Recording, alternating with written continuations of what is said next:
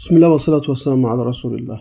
دوستان گرامی، در حلقه گذشته درباره توحید صحبت کردیم و تقسیمات توحید صحبت کردیم و گفتم که این رکن‌های ششگانه ایمان رکن‌هایی هستند که تمام پیامبران اون رو آورده هستند و ایمان به اون رو واجب دانستند و امروز باید درباره رکن دوم صحبت میکنیم. این رکن ایمان به فرشته است. ملائکه یعنی جمع کلمه ملک است. اینا مخلوقات لطیف و نورانی هستند که با امر خدای تعالی پابرجا هستند و خدا رو سرکشی نمیکنند و هر چی که امرش من اون رو اجرا میکنند. فرشته ها مخلوقات هستند که الله تعالی اونها رو آفرید و اونها وظیفه‌های گوناگون دارند و عمل‌های گوناگون دارند و ایمان به اونها اجمالاً واجب است. الله تعالی مثلا اونها رو بعضی اونها رو خازن جنت آفرید، خازن دوزخ آفرید، اونها رو اداره کننده تدبیر کون آفرید، مثلا حملت العرش است، حفظه هست، کرامان کاتبین است، جبرائیل است، میکائیل است، اسرافیل هست، منکر و نکیر هست و رقیب و عتید است و غیر از فرشته ها که هر یک تاش وظیفه ها دارن و با اجازت الله تعالی اونها مثلا فرشته است که موکل به آفتاب است و مهتاب است، موکل به بحرها و دیگر و دیگر. مولا علی قادری رحمت الله علیه اشاره میگن که وقتی که ایمان به فرشته ها رو شرح میدن میگن که اونها بنده های مکرم الله تعالی هستند و خدای تعالی رو هیچگاه سرکشی نخواهند کرد و الله تعالی با مشرکای مکه انکار کرد وقتی که اون مشرکا دعوا کردند که فرشته ها دخترای خدا هستند. الله تعالی گفت وجعل الملائکه الذين هم عباد الرحمن اناثا اشهدوا خلقهم. الله تعالی گفت که اونها فرشتگان رو که بندگان نیک خدا هستند ماده قرار دادن، یعنی جنسی زن قرار دادن فرشته ها رو. آیا اونها شاهدی آفریدن فرشته ها بودن؟ از کجا گم بدن که فرشته ماده است یا نر است؟ یعنی الله تعالی اون رو توبیخ دارد اینجا. در جای دیگه میگه که اصطفى البنات علی البنین ما لكم کیف تحکمون. آیا خدا دختر را بر پسر ترجیح داد؟ شما چه حکم میکنید؟ چرا شما خودتون میگه که پسر از دختر بهتر است و در حق خدا میگه که دختر از پسر بهتر است؟ یعنی اونها به منطق خودشون الله تعالی اونها رو نکوهش میدن. نبریم شیخ حلبی حنفی میگه که ایمان به فرشته این است که تصدیق کنی که فرشته وجود دارد، آنکه اونها جسم‌های نورانی و لطیفه دارند که قادر به تشکل به هر شکل است. یعنی مثلا به شکل انسان دارن، مثلا به شکل پرنده دارن، به شکل حیوان دارن. خب یعنی اینجا ولی شیخ صنع الله حنفی میگه که حلبی حنفی ایمان به وجود آنها.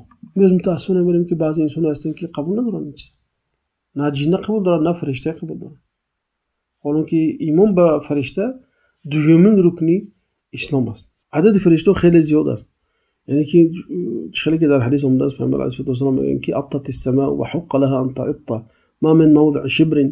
میگن که آسمان به قیچی راست دارد، به صدا برآورد آسمان از وزنی که در اونجا احساس میشود.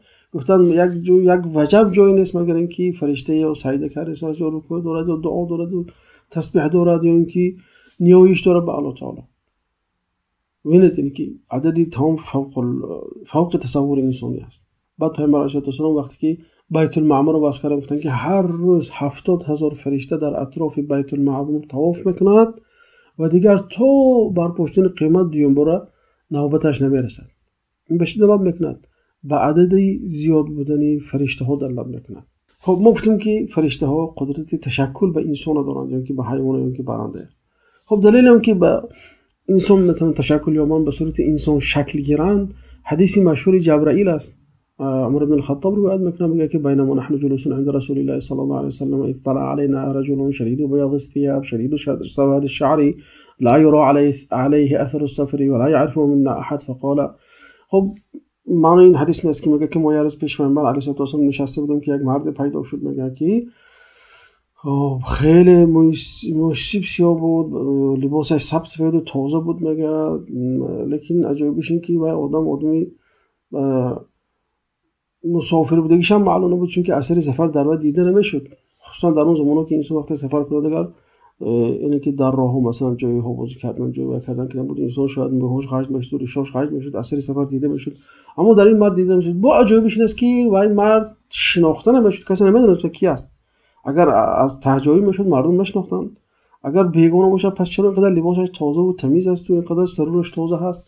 اینا ما رو در حیرت گذاشت. بعد اون که رفت پیامبر گفتن که عمر میدونی کی هستین؟ عمر گفت که الله و رسول عالم. گفتین جبرائیل بود آمد تا اینکه شما رو مسائل دینی شما رو آموزونه.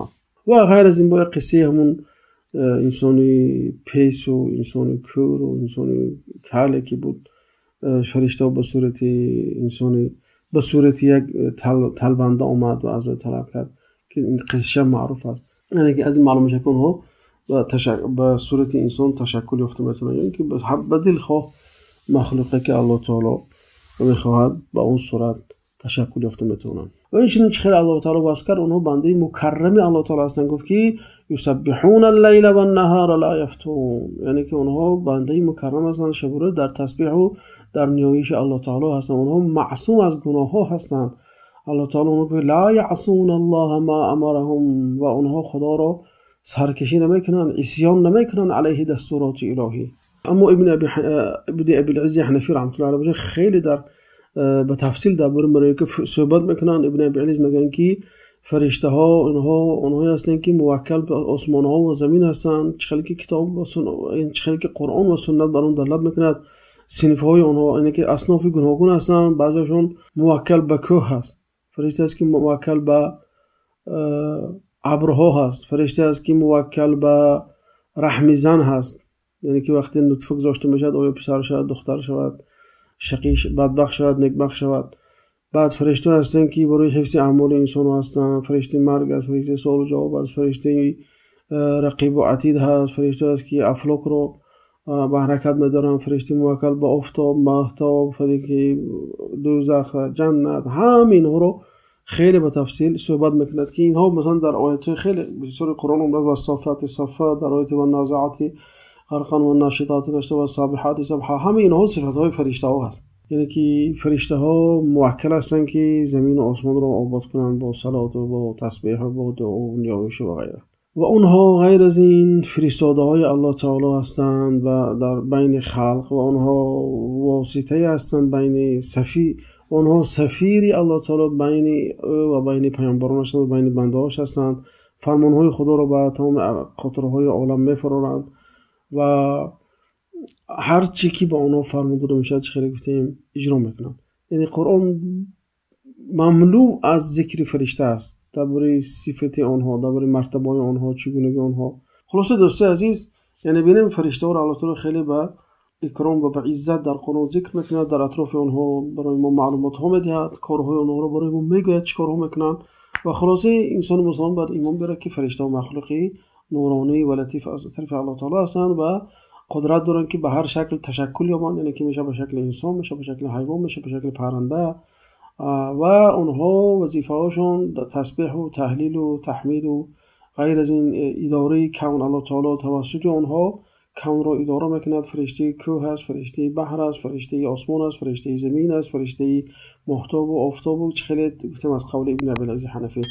خلاصه ما ایمان داریم که اونها مخلوقات موجود هستند که فقط در اطاعت الله تعالی هستند، که درباره این آیات های خیلی زیاد که بعضی اونها رو قرائت کردیم و احادیث خیلی زیاد و مصدر پیامبر علیه السلام اومده است. یعنی به همین قدر اکتفا میکنیم و ان شاء الله حلقه آینده درباره ایمان به کتاب ها صحبت خواهیم کرد.